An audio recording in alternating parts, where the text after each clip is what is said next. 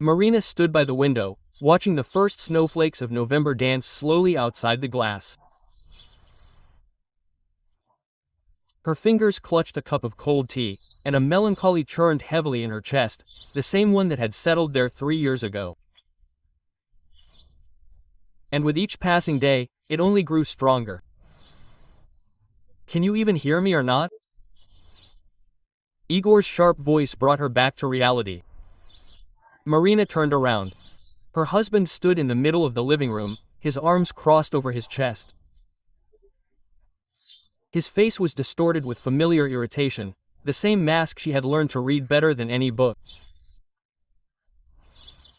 "Yes, I hear everything," she answered quietly. "I'm already tired of this circus." Igor stepped closer. "From these sighs of yours, from your silence, from this atmosphere." "Sorry, I'm 38 years old, and I don't intend to waste the rest of my life on a woman who has turned into some kind of shadow." Quote. Marina placed the cup on the windowsill. Her hands trembled slightly, but she forced herself to remain calm.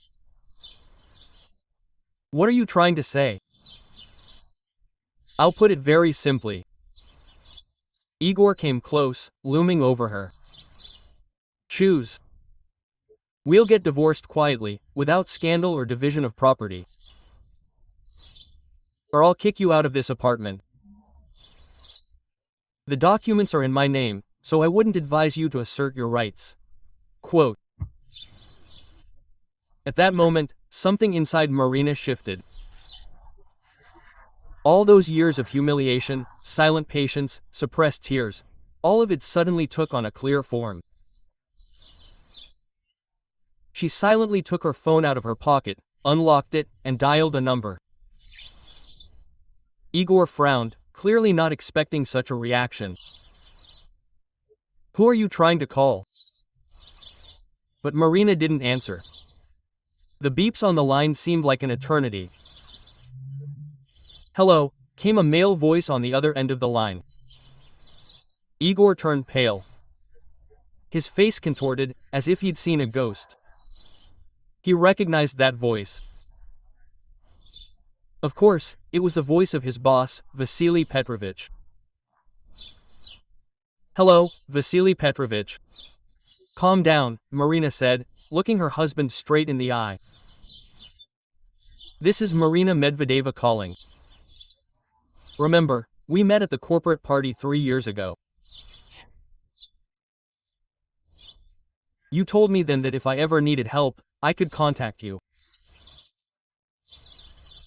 Marina, "Well, of course, I remember. The voice on the other end of the line grew warmer. "So what happened?" "I need legal advice," Marina continued, not taking her eyes off Igor, who stood there as if thunderstruck. "You see, my husband owns the apartment we live in. But 3 years ago, when his company was on the verge of bankruptcy, I sold the dacha I inherited from my grandmother and invested all the money into saving the business. I still have all the documents confirming these transfers. Tell me, if we divorce, do I have the right to claim part of the jointly acquired property?" Quote. Silence fell. Igor opened his mouth, but was unable to utter a word. His face turned from pale to crimson. "Of course you do," Vasily Petrovich replied. "Moreover, if you prove that your funds were invested in your spouse's business, you can claim a share in that same business." "Marina, I didn't even know about this situation." "Igor never mentioned it." "He doesn't mention a lot of things," Marina interrupted. "Thank you, Vasily Petrovich. I'll come to your office for a consultation. Tomorrow morning will suit you." Of course, I'll be waiting." Quote. Marina put the phone on the table and smiled for the first time in a long time. Not joyfully, not angrily. Simply with the relief of someone who has finally lifted the heavy storm from themselves. You, how dare you? Igor screeched. Marina raised her eyebrows.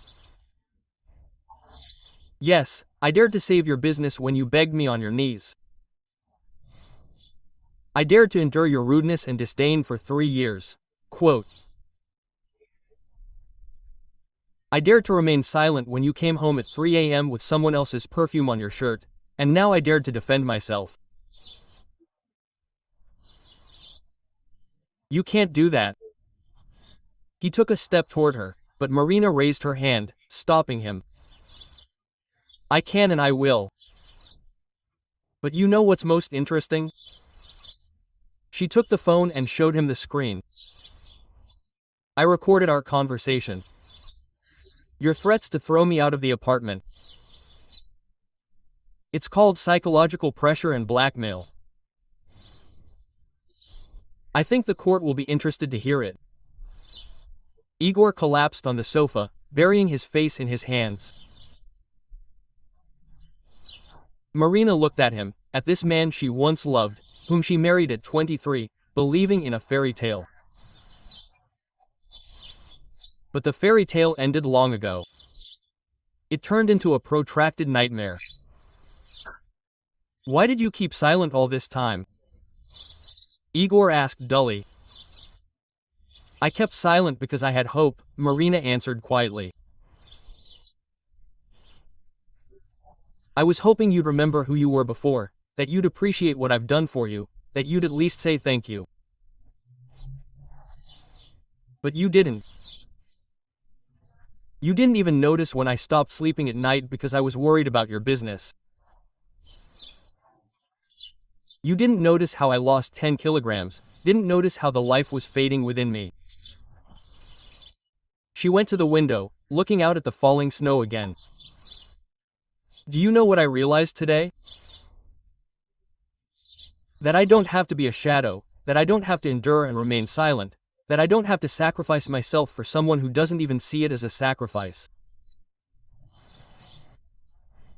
But I'm alive, and I want to feel alive again. I'm sorry, Igor said barely audibly. Me too, Marina nodded.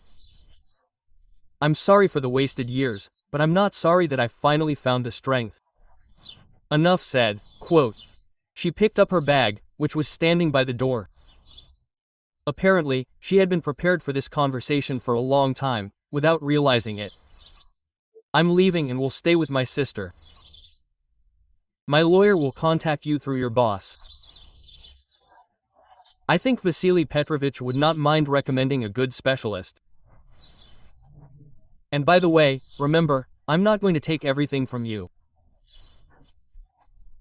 I just want to get what deserved justice. Marina opened the door, turning around one last time.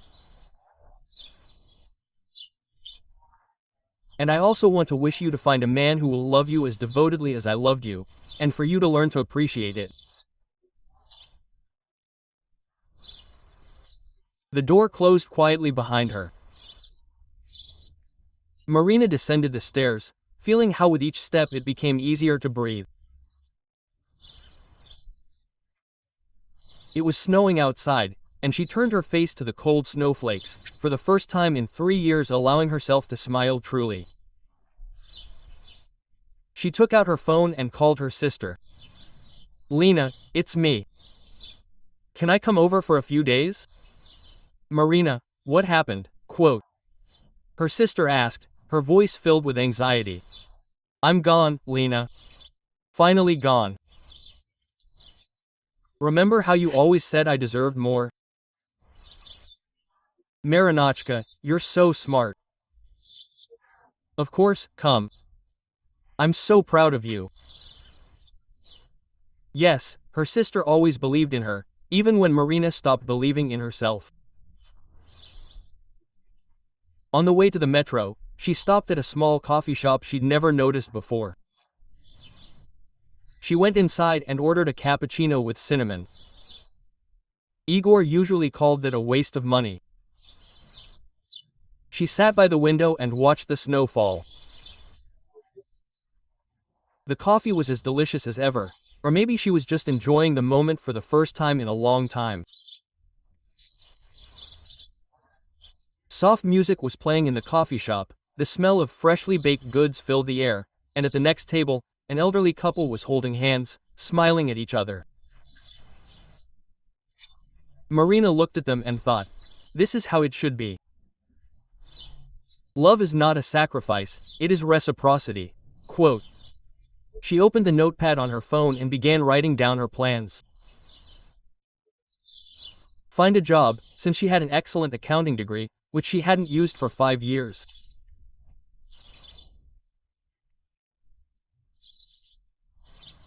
Sign up for advanced training courses, go to the seaside alone, just because she wanted to, dye her hair the shade she'd always liked, but Igor considered vulgar.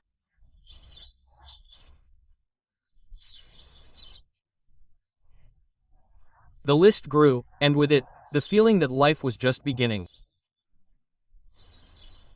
Her phone vibrated.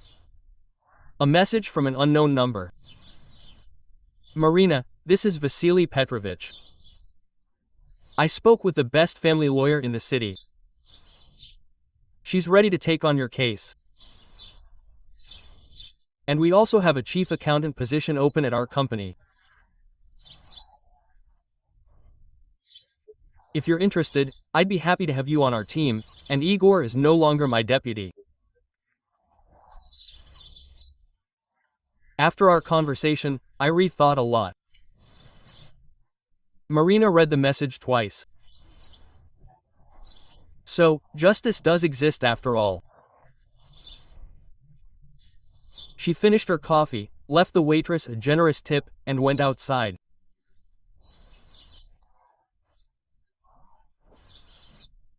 Ahead lay the unknown, legal proceedings, a new life, perhaps loneliness, but it was her unknown, her life and her freedom. Yeah,